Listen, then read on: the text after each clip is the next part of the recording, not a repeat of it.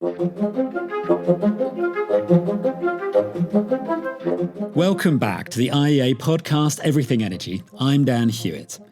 This week we're looking at the release of emergency oil stocks by IEA member countries.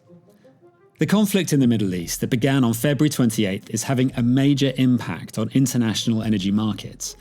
The IEA has said that the effective closure of the Strait of Hormuz, a crucial trade route, has caused the largest supply disruption in the history of the global oil market. On March 11th, IEA member countries responded by announcing a release of emergency oil stocks for just the sixth time in history. As a result of the discussions among IEA members, I can now announce that IEA countries have unanimously decided to launch the largest ever release of emergency oil stocks in our agency's history. IEA countries will be making 400 million barrels of oil available. I repeat, 400 million barrels of oil available to the market to offset the supply lost through the effective closure of the strait. That was the IEA's Executive Director, Dr. Fatih Birol. It's a pivotal moment for energy markets, so we wanted to unpack the decision, explaining how it was made and what happens now. Joining us today is Keisuke Sadamori, the IEA's Director of Energy Markets and Security. Keisuke, thank you so much for joining us today. Now, before we get into the events of the past few weeks, I think it's worth stepping back and thinking about the impact that the flow of oil can have in our lives. Yes. So, of course, this is by far the largest, the energy supply disruptions. And, of course, this is seriously affecting oil flow. But also, we are also seeing the big supply disruptions in LNG, natural gas as well. And it's actually not limited to the energy, but also we are seeing the disruption in flows on other important the products like food, fertilizer, or helium, or the critical minerals. So this is affecting many parts of the economy, and the high energy costs and supply disruptions in many parts of the economic systems, that would surely have a very serious impact on the economy as a whole. Okay, now tell us about why the IEA has the power to coordinate the release of stocks in the first place. And perhaps you could remind us of the oil shocks of the 1970s and how they led to the creation of the IEA. IEA was founded in 1974, immediately after the first oil shock in 1973. And the IEA's mandate has been energy security, with the original focus on oil security. At the time of the first oil shock by the Arab embargo, the oil producers under the OPEC appeared well organized to utilize their oil-based economic and political power, while on the other hand, the major oil-consuming industrial countries were inadequately equipped with the information and the organization. So industrialized countries decided to create the IEA as a group of major oil-consuming countries with obligations to hold the oil reserves equivalent to 90 days of the country's net imports, jointly monitor the oil markets, and take necessary actions, including the coordinated stock release actions. So tell me more about when the IEA considers an emergency release, because the price of oil moves up and down, but this is only about major disruptions to supply. So perhaps you could talk us through the type of events that have triggered releases in the past. Okay, so in the IEA history, the first stock release action happened in 1991 at the time of the first Gulf War. The second was in 2005 in the aftermath of the Hurricane Katrina in the United States. Third was in 2011 due to lower oil supply from Libya with its civil war. And fourth and fifth were in 2022 after Russia's invasion of Ukraine in February. And the fourth one was decided on the 1st of March with 63 million barrels released And then the fifth one was decided on the 1st of April to release the 120 million barrels. So there's a global shock that's happened. So what's the next step from there for the IEA? So how do member countries go from the point of crisis to making a decision? So IEA always continue to monitor the oil markets and publishes the oil market report every month. We also publish the medium-term forecast every year.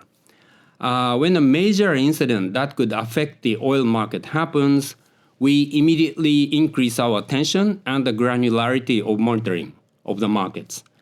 The IEA Secretariat contacts with member countries, oil-producing countries, association partner countries, and also industries and other stakeholders to exchange views as to how the incident could affect the oil markets. In the case of the ongoing supply disruptions, and that was on the first day, 28th of February, that was Saturday, but the oil market team of the IEA was immediately on alert, collecting information, having online meetings with the executive director, but also other senior management of the agency, and then produced the note summarizing the findings about the situation to inform the member countries.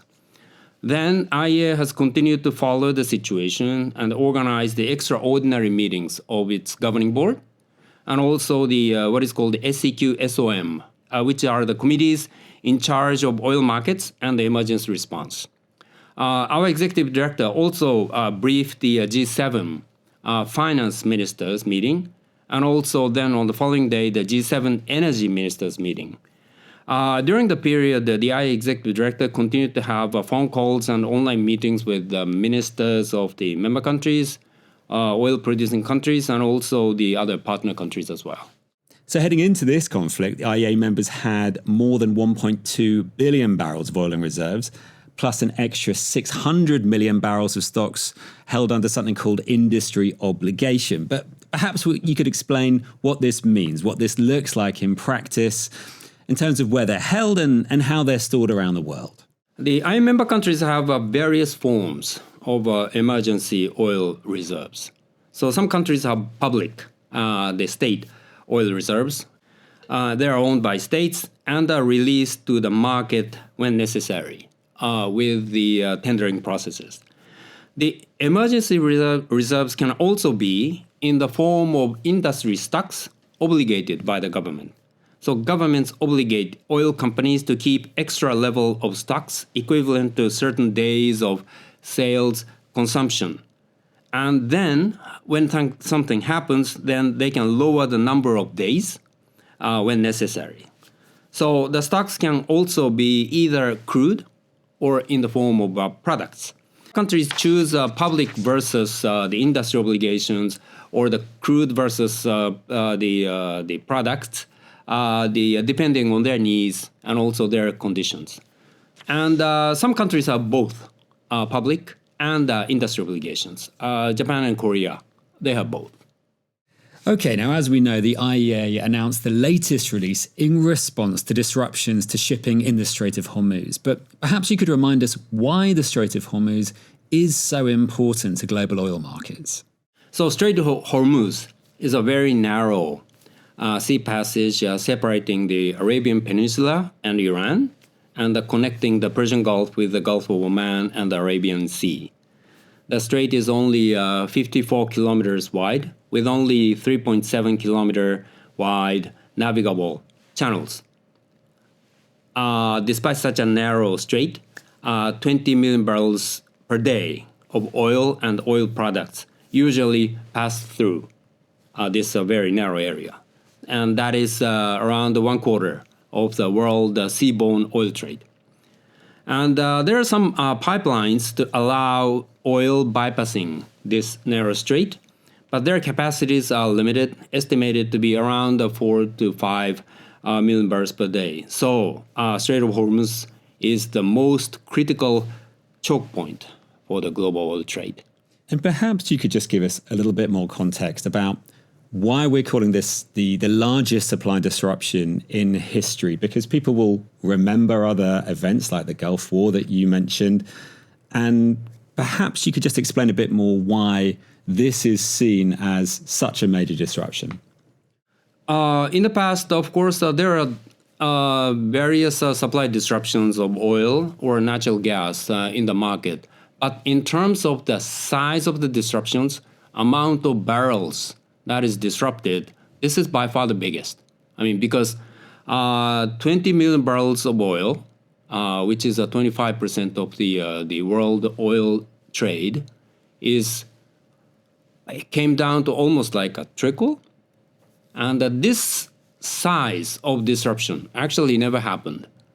Even in 1970s, the first oil shocks, the size of the disruption was not as big as this one. So I would say that this is by far the largest disruption in the history of the IEA or the world economy as a whole. Now, tell me a little more about those 400 million barrels of oil. So what's the time frame from here for getting those barrels from storage into the marketplace? So this time the emergency stocks will be made available to the market over a time frame that is appropriate to the national circumstances of each member country. Of course, this is global oil supply disruptions, but the scale and the speed of negative impacts, they're appearing in different ways by regions. And of course, in this case, the pain is felt most acutely in Asia region due to the high dependency on the Middle East producers. So, for instance, Japan, for example, they started to release the oil, the stocks immediately. That was so from last Monday, 16th of March. While the stocks from the other IEA member countries in the Americas and also in Europe, they'll be made available starting from the end of March. Now, we've just had this huge moment of collective action. So maybe we could just finish by talking through its goals. So what it hopes to accomplish, but also its limitations as well. So the purpose of this stock release is to fill the gap between supply and demand in the short term. So emergency stock release, it's a kind of a sticking plaster. So mitigate the impact from the supply disruptions and buy some time needed for the recovery. So in this case, as repeated in our executive director's remarks, the most important thing by far is the resumption of the regular transit of the Strait of Hormuz. And could you give us a sense of how many of the stocks are left and the potential and capacity for the IEA to take action again if it's needed? Before the release, the IEA member countries had more than 1.2 billion barrels of these public stocks, and also the around 600 million barrels of industry-obligated stocks as the emergency stocks. So that even though this 400 million barrels, it's huge, but it's still a part, around the 20% of the entire emergency reserves that the IEA member countries had.